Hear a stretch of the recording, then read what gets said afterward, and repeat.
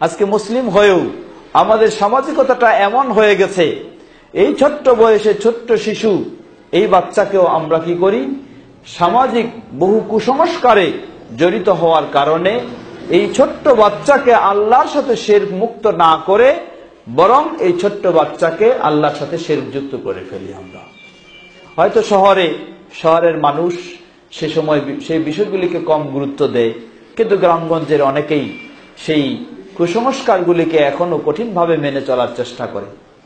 যেমন অনেক সময় আমরা আমাদের মা বোনেরা এই ছোট্ট বাচ্চাকে নিয়ে যখন বাড়ির বাইরে যান, তারা দেখেন যে ছোট্ট বাচ্চাকে মা বোনেরা বাড়ির বাইরে নিয়ে গেলে তাকে যেমনই ভাবে সুন্দরভাবে সাজায় নিয়ে যান, কিন্তু এই বাচ্চা যেন মানুষের বদনজর থেকে, বাইরের জিন শয়তানের আক্রমণ থেকে বাঁচতে পারে, এজন্য তারা ছেলে হোক মেয়ে হোক তার বাম কপালে একটা বড় ধরনের কালো টিপ দিয়ে তারপর এই বাচ্চাকে ঘর থেকে বাইরে নিয়ে যান।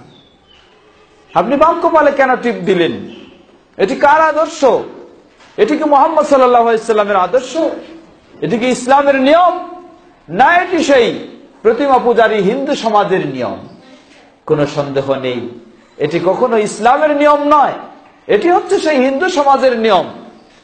কারণ বাচ্চার বাম কপালে আপনি কালো টিপ দিবেন, এই টিপ বাচ্চাকে মানুষের বদনজর থেকে সংরক্ষণ করবে, হেফাজত করবে, বাঁচাবে। এই আকীদা বিশ্বাস যদি আপনি গ্রহণ করে থাকেন তাহলে আপনি শিরকে লিপ্ত হয়ে গেছেন। কারণ বাচ্চাকে বাঁচানোর জন্য এই টিপ কোনো ক্ষমতা রাখে না। বাচ্চাকে সেই বিপদ আপদ থেকে বাঁচাবেন আল্লাহ সুবহানাহু ওয়া তাআলা, এই ক্ষমতা রাখেন আল্লাহ সুবহানাহু ওয়া তাআলা।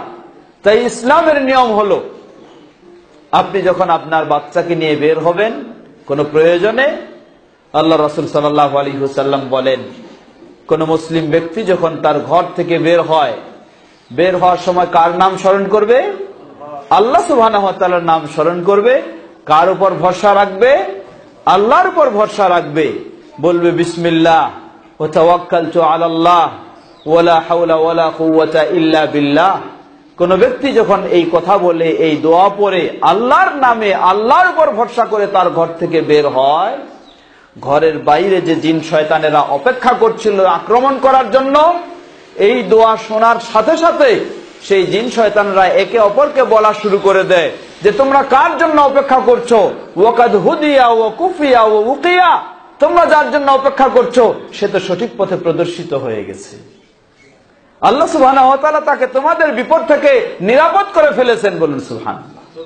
এই দোয়া পড়ার সাথে সাথে এক শয়তান আরেক শয়তানকে বলতে শুরু করে যে তোমরা কাকে আক্রমণ করার জন্য অপেক্ষা করছো? অথচ সে আল্লাহর নামে বের হওয়ার কারণে, আল্লাহর উপর ভরসা করার কারণে তোমাদের বিপদ থেকে সে নিরাপদ হয়ে গেছে। একজন মুসলিম মা তার সন্তানকে নিয়ে ঘর থেকে বের হবে, বের হওয়ার মুহূর্তে সে আল্লাহকে স্মরণ করবে, আল্লাহর উপর ভরসা করে বের হবে।